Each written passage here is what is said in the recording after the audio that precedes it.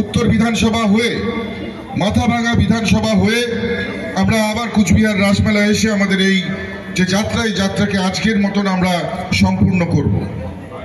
কিন্তু আজকে একটা কথা না বললেই নয়, যে জায়গাটায় আমরা দাঁড়িয়ে আছি, যেখানে আমাদের এই সভামঞ্চ, তার থেকে ঢিলছোড়া দূরত্বেই গতকালকে কিছু দুষ্কৃতী, আপনারা জানেন যে আমাদের এই পরিবর্তন যাত্রার যে রথ, এই যাত্রার যে গাড়ি, তার উপরে বর্বরচিত হামলা চালিয়েছে, আক্রমণ করিয়েছে, আমাদের গাড়ির কাঁচ ভেঙে দিয়েছে। আজকে আমি এই মঞ্চ থেকে বলতে চাই যে কয়েকজন মাত্র তোমরা সংখ্যায় লোক, সঙ্গে পুলিশকে নিয়ে তোমরা হামলা চালাও। যদি ক্ষমতা থাকে আজকে এসে দেখাও কত বড় বাপের বেটা, কত বড় বুকের ছাতি, বুকের পাটা রয়েছে। আমরা চ্যালেঞ্জ করছি, চোরের মতন এসে পাথর ছুঁড়ে, ঢিল ছুঁড়ে পালিয়ে যাও ভাই। কোথা থেকে তোমরা শিখেছো এই সংস্কৃতি? চোরের মতন ঢিল ছোড়ো।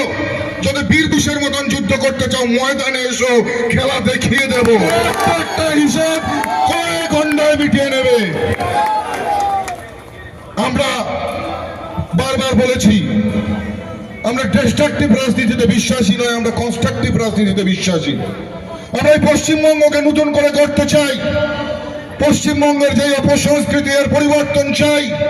পশ্চিমবঙ্গে যেভাবে মায়েদের সম্মান নিয়ে খেলা হচ্ছে, তার পরিবর্তন চাই। পশ্চিমবঙ্গে যেভাবে নির্ভয়াদেরকে মরতে হচ্ছে, তার পরিবর্তন চাই। পশ্চিমবঙ্গে যেভাবে বেকার যুবকদেরকে হাহাকার করতে হচ্ছে, আমরা তার পরিবর্তন চাই। পশ্চিমবঙ্গে যেভাবে চাকরি নিয়ে দুর্নীতি হচ্ছে, আমরা তার পরিবর্তন চাই। পশ্চিমবঙ্গে যেভাবে সাধারণ মানুষদেরকে দিনের পর দিন অত্যাচারিত হতে হচ্ছে, তার পরিবর্তন চাই।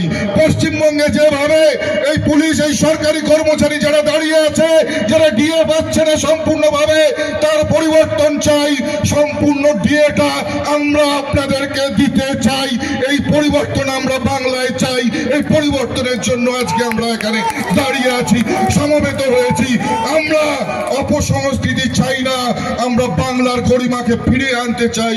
আমরা সেই পরিবর্তনটা চাই।